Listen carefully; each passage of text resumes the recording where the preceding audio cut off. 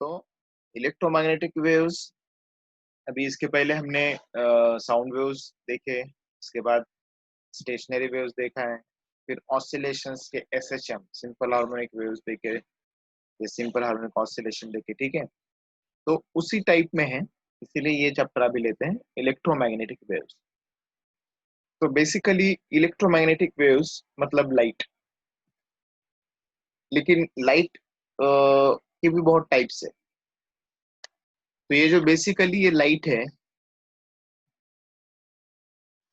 Light के बहुत सारे टाइप्स है, जैसे कि हमें जो पता है, हम जिसमें डील करते ज्यादातर वो है visible light, that we see every day.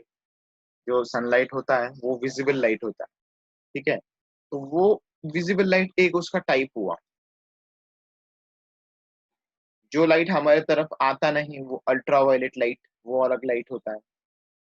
कुछ लाइट हाई एनर्जी के होते हैं, जैसे कि X-ray, sometime we deal with it, ठीक है। तो ये सारे इलेक्ट्रोमैग्नेटिक वेव्स है।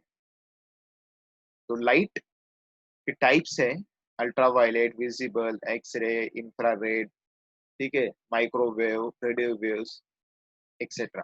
So these are lights and these are also called electromagnetic waves.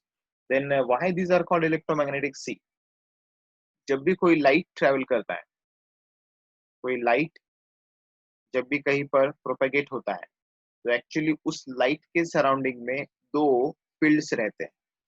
वो जो दो फील्ड्स होते हैं ना, तो वो फर्स्ट जो फील्ड होता है वो होता है इलेक्ट्रिक फील्ड, ये है इलेक्ट्रिक फील्ड, ठीक है। और उसको परपेंडिकुलर एक होता है, वो होता है मैग्नेटिक फील्ड। तो इसको परपेंडिकुलर ये मैग्नेटिक फील्ड, समझ गए। तो इलेक्ट्रिक फील्ड जो है वो वर्टिकल है, सपोज यहाँ पर हमने दिखाया, ये ऐसा वर्टिकल इलेक्ट्रिक फील्ड है जो रेड में दिखाया है, राइट। एंड ये जो मैग्नेटिक फील्ड है वो परपेंडिकुलर है उसको,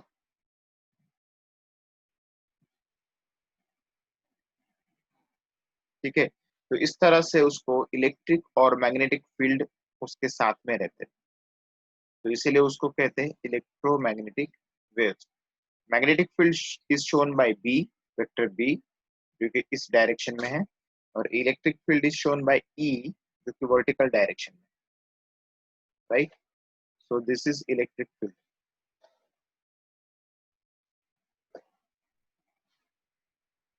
ओके।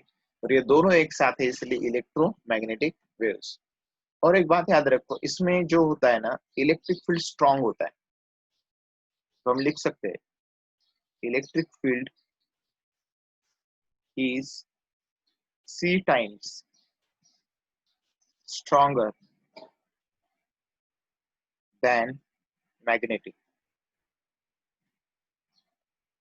ठीक है। तो मैग्नेटिक से सी टाइम्स स्ट्रॉन्ग है, इसीलिए इसका नाम है इलेक्ट्रोमैग्नेटिक वेव्स। अगर मैग्नेटिक स्ट्रॉन्ग रहता तो शायद इसका नाम मैग्नेटो इलेक्ट्रिक वेव्स रहता। तो इलेक्ट्रोमैग्नेटिक वेव्स, इसमें इलेक्ट्रिक स्ट्रॉन्गर होता है।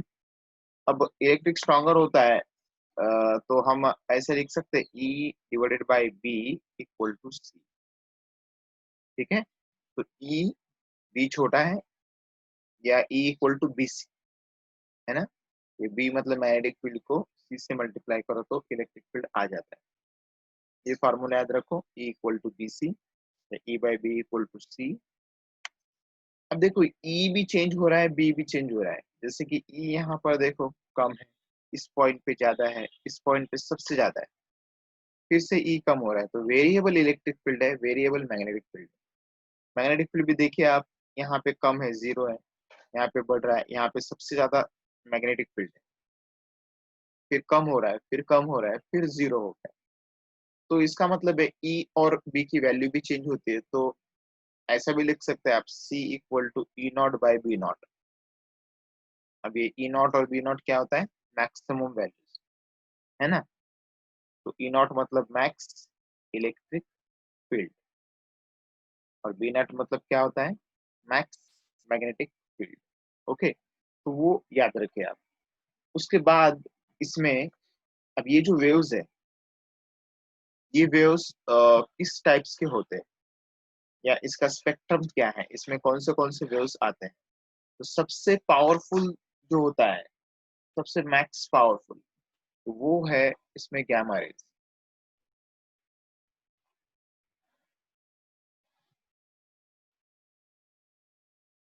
तो देखो सबसे पावरफुल होता है गैमा रे।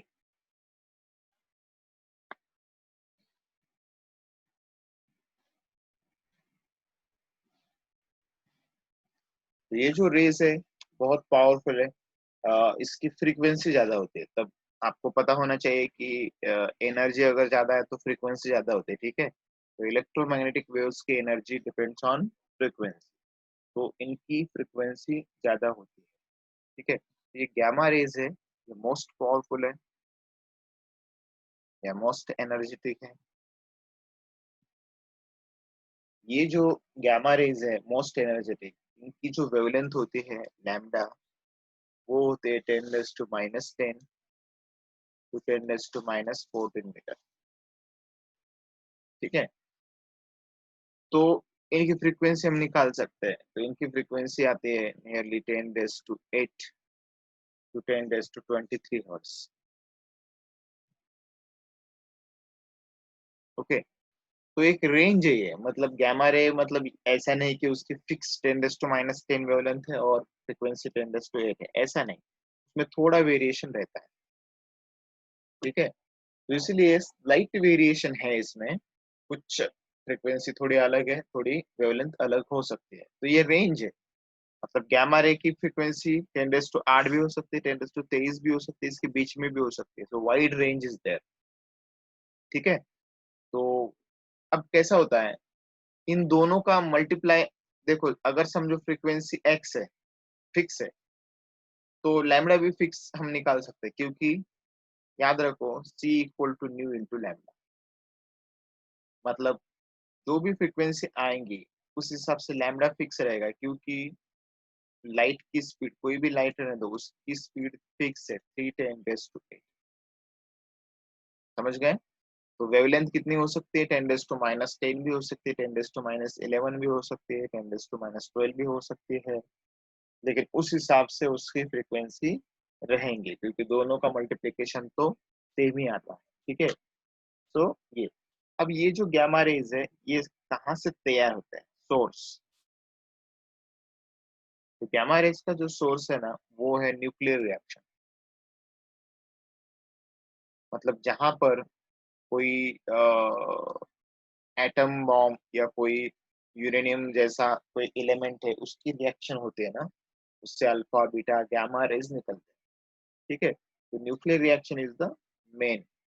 उसके बाद इसके यूज क्या है, इसका यूज है रेडियोथेरेपी।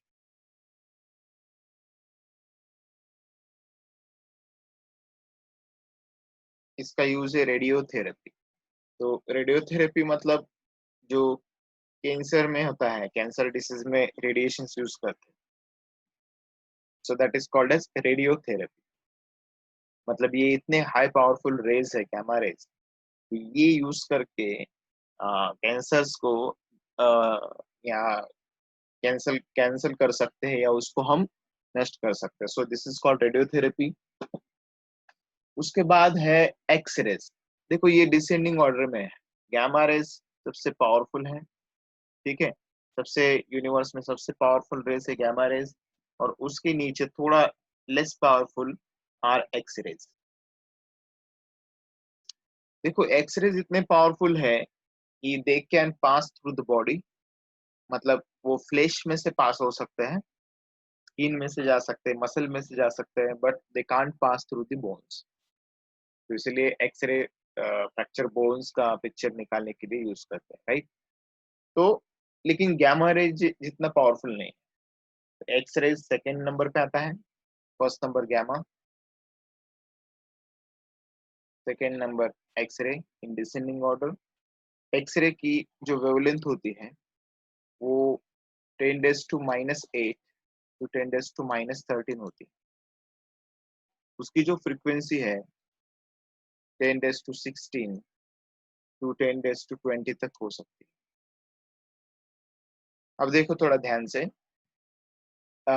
लिमिट क्या है इसकी, फाइनल लिमिट जो है ये 10⁻23 है गामा की, और यहाँ पे 10⁻20। तो इससे समझ में आ जाता है कि फ्रीक्वेंसी जिसकी ज्यादा है, मैक्सिमम है, उसकी एनर्जी ज्यादा है, तो इसकी एनर्जी थोड़ी कम है एक्सरे की। ठीक है, ये जो एक्सरे होता है ना, ये तैयार कैसे करते हैं, सोर्स। देखो इसका सोर्स क्या है, हमने एक चैप्टर में डुअल नेचर ऑफ लाइट में देखा था कि सपोज कैथोड बीम में उसके ऊपर लाइट इंसिडेंट होता है, तो उससे इलेक्ट्रॉन निकलते हैं ना। अब ये जो इलेक्ट्रॉन्स है, ये इलेक्ट्रॉन बहुत सारे तरीके हैं, मतलब जैसे कि प्लस माइनस का फोर्स लगाकर भी इलेक्ट्रॉन निकलते हैं, कैथोड रे ट्यूब उसको कहते हैं। ठीक है, और सपोज ये इलेक्ट्रॉन या बीटा रेज हमारे पास है बहुत सारे, तो दीज आर बीटा रेज। तो ये बीटा रेज किसी एक ऑब्स्टेकल पे, मेटल पे इंसिडेंट करते हैं। तो अगर ये मेटल पे इंसिडेंट हो जाते हैं, तो मेटल इनकी एनर्जी सोख लेता है, it will absorb the energy of the beta, और एनर्जी एब्सॉर्ब करके, एक साथ एनर्जी एब्सॉर्ब करके, इसके अंदर जो भी इलेक्ट्रॉन्स है वो एनर्जी सोख लेंगे। लेकिन एनर्जी एब्सॉर्ब करने के बाद थोड़ी देर के बाद वो पूरी एनर्जी एक साथ बाहर निकाल देगा, और ये एनर्जी जो बाहर निकलते हैं वो एक्सरे के फॉर्म में होती है। तो सिंपल प्रोसीजर क्या है, इलेक्ट्रॉन आते रहते, उनकी एनर्जी एब्सॉर्ब होती रहती है, ये मेटल इलेक्ट्रॉन की एनर्जी लेता रहता है, लेकिन उसके जब लिमिट खत्म हो जाते हैं तब एक साथ ही ये पूरी की पूरी एनर्जी दे देता है। इसे कहते हैं कुलिच ट्यूब। तो कुलिच ट्यूब में क्या तैयार होते हैं, एक्सरेज तैयार होते हैं।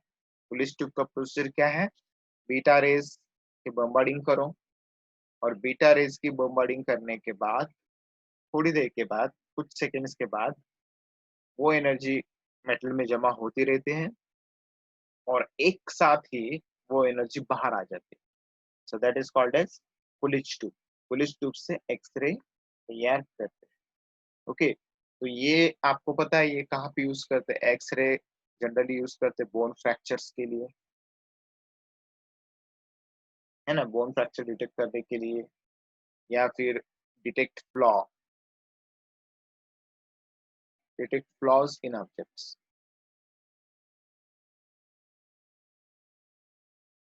मतलब कोई सपोज मेटल का एक बना है ऑब्जेक्ट, उसके अंदर कुछ फ्लॉ तो नहीं है, मतलब समझो कोई आर्टिक्राफ्ट बना है, ये कांच का बना है आर्टिक्राफ्ट, और अंदर कोई बबल तो नहीं है, ये मेटल का है, उसके अंदर कुछ खराबी तो नहीं है, तो ये डिटेक्ट करने के लिए एक्सरेज यूज करते हैं, क्योंकि इसके अंदर हम नहीं देख सकते, लेकिन X-rays can pass through this. तो फ्लॉ चेक करने के लिए, या फिर एयरपोर्ट पे जो रहता है लगेज चेक करने के लिए भी एक्सरे यूज करते हैं। उसके बाद थोड़ा स्ट्रॉन्गर, थर्ड नंबर पे होता है अल्ट्रा वायलेट रेज। ओके, ये जो अल्ट्रा वायलेट रेज है, थोड़े वायलेट से ज्यादा पावरफुल होते हैं, अल्ट्रा वायलेट। इसकी जो वेवलेंथ की रेंज है वो 4 × 10⁻⁷ से लेकर, यानी 10⁻⁻7 भी लिख सकते हैं आप रेंज के लिए, 6 × 10⁻10 मीटर तक रहती है। ठीक है, उसकी जो फ्रीक्वेंसी होती है वो 10⁻14 से लेके 10⁻17 हर्ट्ज तक रहती है। ठीक है, तो अल्ट्रावायलेट की फ्रीक्वेंसी देख लीजिए अभी, अल्ट्रावायलेट की फ्रीक्वेंसी थोड़ी कम है, और मतलब गामा रेज की फ्रीक्वेंसी बहुत ज्यादा है इसलिए बहुत पावरफुल है, एक्स रेज उससे कम पावरफुल है, फ्रीक्वेंसी थोड़ी कम है तो एनर्जी थोड़ी कम रहती है। तो यहाँ पे ओवरऑल याद रखो, एनर्जी जो होती है किसी भी वेव की, जैसे हमने पहले भी देखा है, वो प्रोपोर्शनल होती है किसके साथ, फ्रीक्वेंसी के साथ। ठीक है, तो फ्रीक्वेंसी जितनी ज्यादा है उस हिसाब से उसकी एनर्जी होगी। तो अल्ट्रावायलेट की एनर्जी थोड़ी कम है, इन तीनों में सबसे कम है। राइट, अब ये जो अल्ट्रावायलेट होते हैं ना, वो आपको तो पता है सन से आता है, इसका जो मेन सोर्स है वो सन है।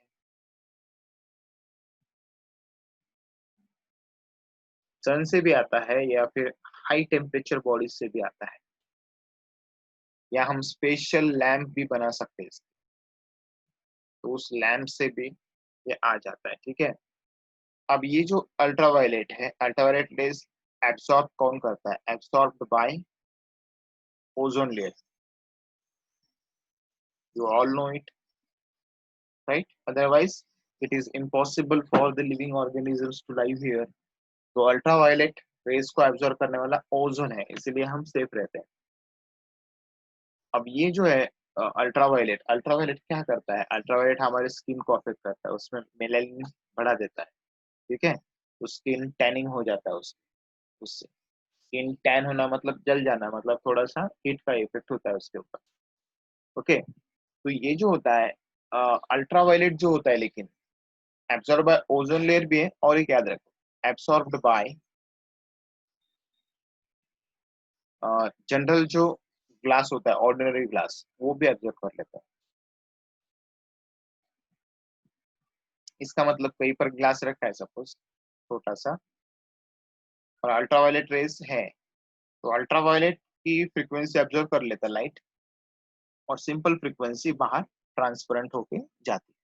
ठीक है, तो सिंपल लाइट बाहर जाता है, अल्ट्रावायलेट एब्जॉर्ब हो जाता है। अब ये जो है अल्ट्रावायलेट, अल्ट्रावायलेट का यूज भी है। ठीक है, तो इसका यूज है थेरेपी में, आई सर्जरी।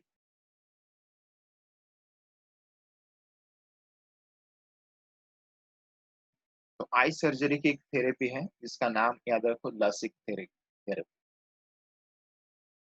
जो लसिक होता है, laser assisted in situ keratomileusis, मतलब जो आई का अपर मोस्ट लेयर है उसका लेजर ट्रीटमेंट करते हैं। आपने सुना होगा कि आंखों का ऑपरेशन है या लेजर थेरेपी है, तो लेजर यूज करके जो आई का अपर लेयर है उसके ऊपर कुछ डिसफॉर्मेशन है, तो उसको कैंसिल करने का काम ये लसिक थेरेपी कर सकता है, ये डिस्ट्रॉय उसको वो कर सकता है। ठीक है, तो याद रखना ये लेजर असिस्टेड थेरेपी है, लसिक थेरेपी।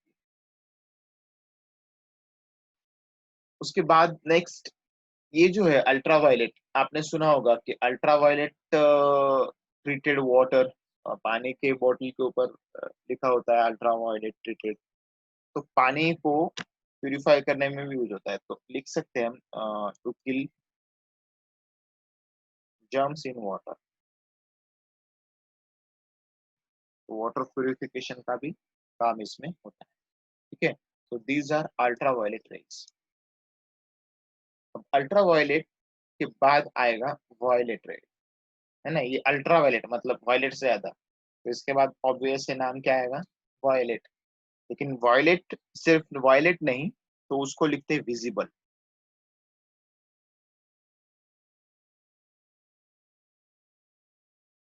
उसके बाद है विजिबल रे, मतलब विजिबल मतलब कौन सा? VIBGYOR। तो ये पता है आपको सारे रेस, वी मतलब वायलेट, आई मतलब Indigo, blue, green, yellow, orange, और उसके बाद रेड, तो ये सारे विजिबल है। तो देखो आप, वी फॉर वायलेट, और वायलेट से स्ट्रॉन्गर कौन है? Ultra violet. ठीक है, तो याद रखने में इजी है ना, सबसे पावरफुल गामा सीक्वेंस याद रखो, फिर एक्सरे, फिर अल्ट्रा वायलेट। अब अल्ट्रा वायलेट के बाद वायलेट आएगा, वायलेट मतलब ये सीरीज आएंगी पूरी, तो इसे कहते हैं, इस पूरे सीरीज को विजिबल रेज, जो हमें दिखते हैं। अब इसकी वेवलेंथ 4000 एंगस्ट्रॉम से लेके 7000 एंगस्ट्रॉम तक रहती है। ठीक है, और उसकी जो फ्रीक्वेंसी रहती है वो नियरली 410 to 14 हर्स इस फॉर्म में रहते हैं, या उससे थोड़ी ज्यादा भी रह सकते हैं, 5 10 to 14 likewise. Now observe frequency कितनी है, 10 to 23 सबसे हाईएस्ट, फिर 20, फिर ये 17, और फिर ये 14। तो याद रखना भी इसी है, 23, ये 20, 20 के बाद 17, 17 के बाद 40। सो this is the frequency range. ठीक है। विजिबल लाइट तो आपको पता है, इसका सबसे इंपॉर्टेंट यूज है फोटोसिंथेसिस।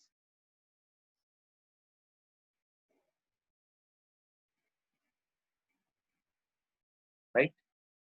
तो ये फोर्थ विजिबल। उसके बाद अब थोड़ा कम पावरफुल लाइट, वो होता है इंफ्रारेड। देखो याद रखने में कितना इजी है, विजिबल का लास्ट कौन है? रेड। रेड से कम पावरफुल मतलब कम इंफ्रा, तो इंफ्रारेड लाइट। ठीक है। तो इंफ्रारेड लाइट की वेवलेंथ जो होती है, फ्रीक्वेंसी कम होती है इसलिए वेवलेंथ ज्यादा होती है। वेवलेंथ इसकी 1 mm से 700 नैनोमीटर तक रहती है। ठीक है। लेकिन इसकी फ्रीक्वेंसी कम हो जाती है। फ्रीक्वेंसी कितना है? 10⁻12 टू 10⁻14 के रेंज में होती है। ठीक है। ये 4 10⁻14 है, इससे भी कम, यानी 1 10⁻14 तक। राइट। अब ये जो है इंफ्रारेड, ये ये कहाँ से आता है सोर्स? देखो, लिविंग बॉडीज में से भी इंफ्रारेड लाइट आता है। आपको आपने सुना होगा कि इन forest people uses the camera which can see the animals in darkness also. So why? How they can see? Because every body, every living organism emits infrared lights. तो हॉट वेव्स है ये। मतलब कोई अगर कहीं पर समझो टेम्परेचर ज्यादा है, तो उस टेम्परेचर की वजह से जो वेव निकलते हैं दैट इज इंफ्रारेड। तो ये हर बॉडी में से निकलता है। उसके स्पेशल कैमराज होते हैं, उसके यूज करके हम एनिमल को देख सकते हैं। ओके। तो इसका जो सोर्स है याद रखना, सोर्स है इसका हाई टेम्परेचर बॉडीज, मतलब इसमें लिविंग ऑर्गेनिज्म भी आ गए या अदर बॉडीज भी आ गए। ठीक है।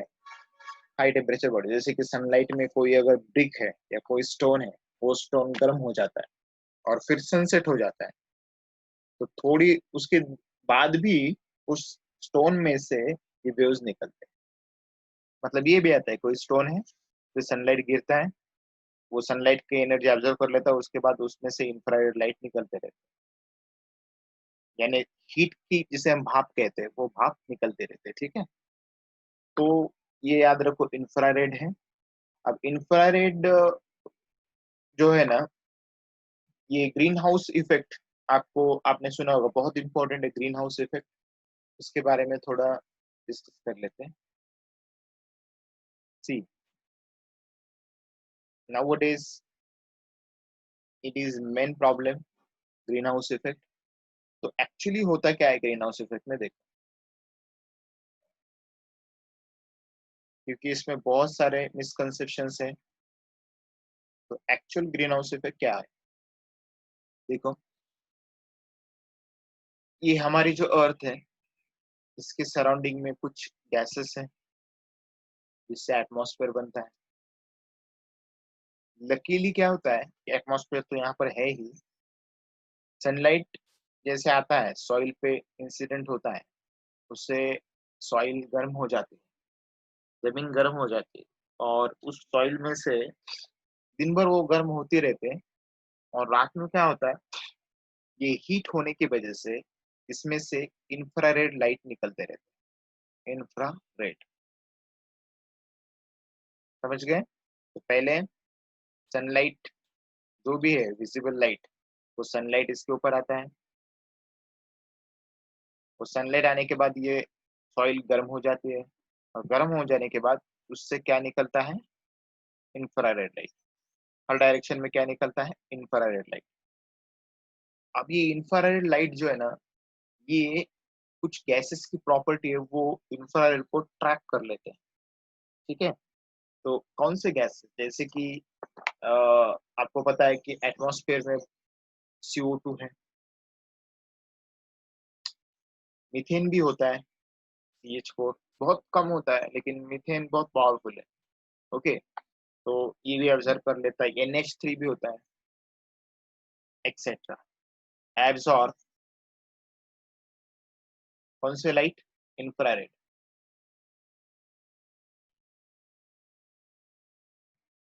फ्रॉम सॉइल या लैंड, जमीन में से ये रेज एब्जॉर्ब कर लेता है and keeps earth warm in night. ये बहुत इंपॉर्टेंट है।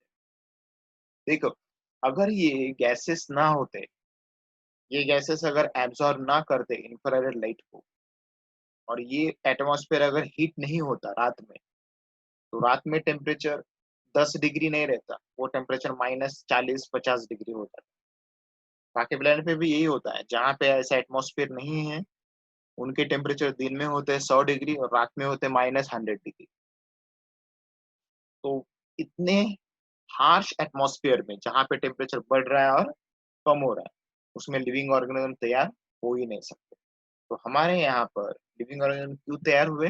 The main reason is that क्योंकि दिन में टेम्परेचर 30-40 तक पहुंच जाता है, 50 डिग्री तक, लेकिन रात में अगर एटमॉस्फेयर नहीं होता तो टेम्परेचर -70 -80 डिग्री सेल्सियस हो जाता, जिसमें कि लिविंग ऑर्गेनिज्म बच ही नहीं सकते थे। लेकिन क्यों बचते हैं? बिकॉज रात में क्या होता है, ये इंफ्रारेड रेज को इधर के गैसेस एब्जॉर्ब कर लेते हैं और इस एटमॉस्फेयर को वार्म रखते हैं, जिससे कि टेम्परेचर बहुत ज्यादा गिरता नहीं। तो एक्चुअली ये ग्रीन हाउस इफेक्ट तो अच्छा है, तो अच्छा है, ये करोड़ों साल से हो रहा है, इसीलिए तो लिविंग ऑर्गेनिज्म यहाँ पर है। लेकिन आजकल क्या हो रहा है, nowadays, due to more greenhouse gases, ये ग्रीन हाउस गैसेस मतलब जो ऊपर लिखे वो gases, due to more greenhouse gases, temperature rising, temperature बढ़ रहा है above the limit, so it affects ice. जो आइस होता है पोलर कैप पे, उसको अफेक्ट कर रहा है, वो मेल्ट हो रहा है। वो मेल्ट होने से जो सी है, ठीक है, ओशन, उनका टेम्परेचर कम हो रहा है। उनका टेम्परेचर कम होने से जो वेपर साइकिल्स है वो अफेक्ट हो रहे हैं, अफेक्टेड। तो मॉनसून पे भी अफेक्ट हो रहा है। तो इस तरह से पूरा इकोसिस्टम ही अफेक्ट हो रहा है। समझ गए? तो ये अच्छा कहाँ तक है? एक लिमिट तक, जो कि आज तक था, लेकिन इंडस्ट्रीज के वजह से या अदर कुछ रीजंस की वजह से जो ज्यादा गैसेस तैयार होते हैं, वो ज्यादा ही हीट एब्जॉर्ब कर लेते हैं, उससे ज्यादा ही टेम्परेचर बढ़ जाता है। टेम्परेचर बढ़ने से क्या होता है, आइस मेल्ट होने लग जाता है। जो लाखों सालों से आइस पड़ा है वो मेल्ट हो रहा है, उससे ओशन का लेवल भी बढ़ता है, टेम्परेचर भी कम हो जाता है, उससे वेपर साइकिल अफेक्ट होता है, तो मानसून का पैटर्न भी बदल जाता है, इकोसिस्टम पूरा अफेक्ट होता है, राइट? सो ये याद रखो, ये green house effect important point है। अब उसके बाद एक है माइक्रोवेव्स।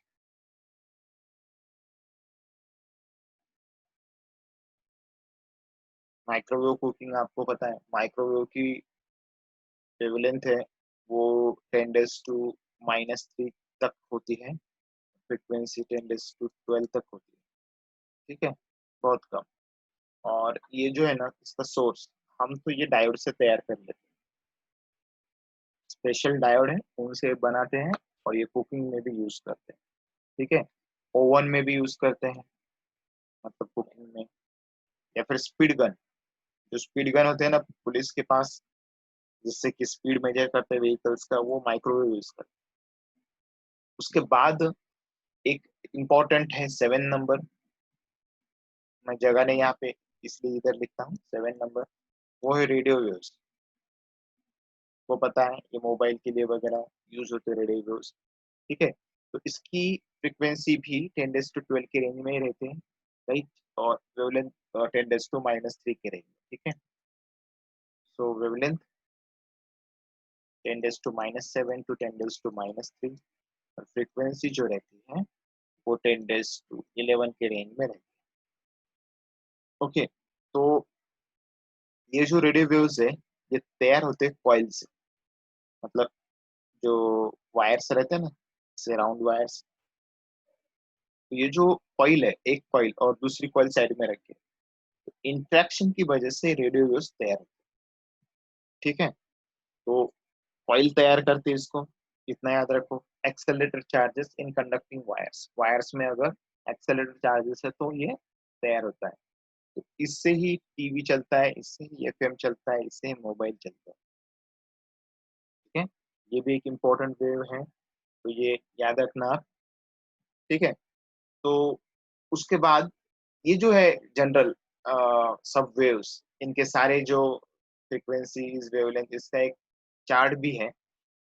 चार्ट का डायग्राम मैं आपको भेज दूंगा। ठीक है, और इसमें भी वैल्यूज मैंने लिखी है, तो वो भी अच्छे से आप कर लेना। ठीक है, सो इलेक्ट्रोमैग्नेटिक वेव्स ऐसे रहता है, उसमें इलेक्ट्रिक फील्ड भी होता है और साथ में उसको परपेंडिकुलर ब्लू से दिखाया वो मैग्नेटिक फील्ड भी रहता है। ये दोनों साथ साथ होते हैं, परपेंडिकुलर होते हैं, लेकिन सबसे ज्यादा कौन सा होता है? Electric field.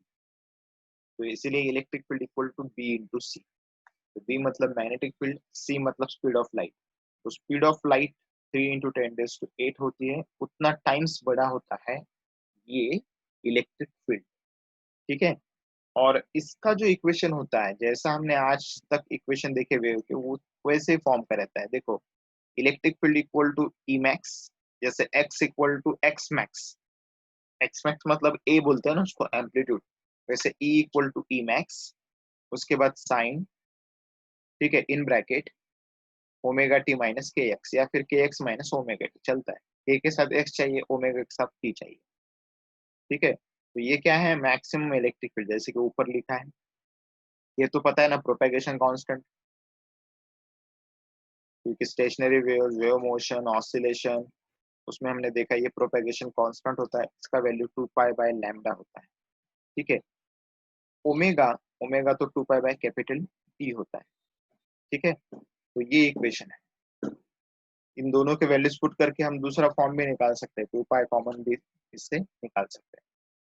तो इस तरह का इक्वेशन इसमें होता है, याद रखो। ये इक्वेशन है, इस इक्वेशन के बेस पे हम बी निकाल सकते हैं।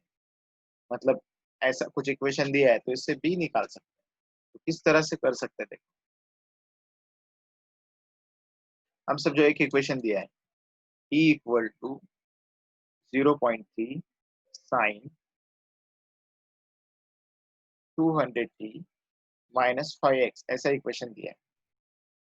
ये इलेक्ट्रिक फील्ड का इक्वेशन है। हाँ, तो उससे हम फाइंड कर सकते हैं मैग्नेटिक फील्ड।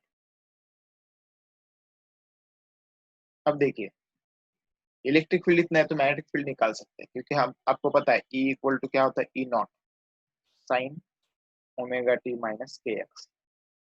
अब ये जो वेव है तो कंपेयर करके आ रहा है ई नॉट थ्री, एंड आपको तो पता है E not by B not equal to 3, C, C मतलब 3 × 10⁸। तो इसीलिए ई नॉट कितना है? हमें क्या निकालना है? बी नॉट निकालना है। तो बी नॉट कितना आएगा? So B not equal to, B not ऊपर लेके जाएंगे, सी नीचे आएगा, ई नॉट बाय सी। अब ई नॉट कितना है? 0.3। Okay, E not 0.3, 0.3 divided by 3 × 10⁸। ये -8 हो जाएगा। ये 10⁻⁻1 ऑलरेडी है, तो 10⁻⁻9 मैग्नेटिक फील्ड है। ये टेस्ला में मेजर करता है। ठीक है, और इलेक्ट्रिक फील्ड न्यूटन पर कूलॉम में मेजर करता है। अब इसी बेस पे हम बाकी चीज भी फाइंड कर सकते हैं, जैसे कि फाइंड वेवलेंथ। तो कैसे करेंगे? कंपेयर करो इक्वेशन को। इक्वेशन कौन से फॉर्म में होता है? E equal to E not sine bracket omega T minus K X. तो आपको सिंपली कंपेयर करना है। तो कंपेयर करने के बाद ओमेगा कितना आता है? 200। तो ओमेगा क्या होता है? 2 पाई/कैपिटल टी। और क्या कंपेयर करना है? के इक्वल टू 5, लेकिन के कितना आ रहा है? 2 पाई/लैम्डा होता है। तो लैम्डा इक्वल टू कितना? 2 पाई/5, 6.28/5। तो 5 1 5 और ये 0। तो यहाँ पे 5 1 5 12 हो जाएंगे, 5 2 10। तो 1.25। ओके, तो इस तरह से हम लैम्डा वगैरह वो सॉल्व कर सकते हैं। इसके पहले हमने एक शॉर्टकट भी लिया है, याद है वो shortcut? Omega equal to V K, ये भी यूज कर सकते हो, v equal to omega by K. तो इससे हम वेलोसिटी भी निकाल सकते हैं। ठीक है, आखिर के एक दो चैप्टर्स में हमने देखा है कि ओमेगा इक्वल टू वी के कैसे आता है। तो ओमेगा मतलब ये यहाँ पे जो है ओमेगा टी, के मतलब प्रोपेगेशन कांस्टेंट, दोनों का रेशियो लेंगे तो वी आ जाएगा। ठीक है, तो इस तरह से कर सकते हैं।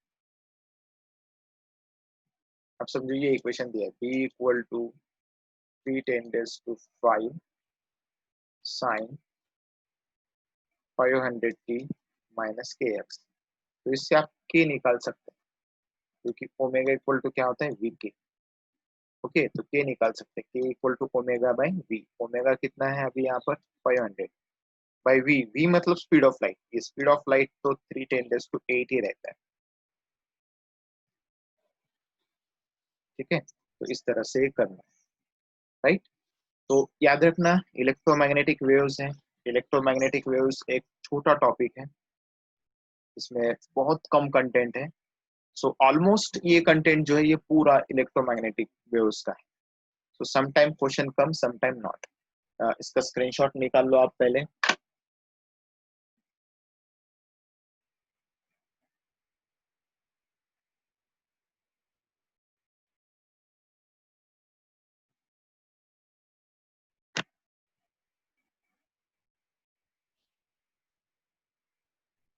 ये फर्स्ट पेज, सेकेंड पेज का भी निकालो स्क्रीनशॉट।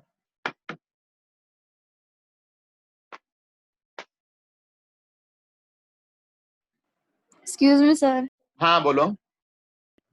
सर वो टॉपिक कम होने वाले क्या, मतलब चैप्टर्स?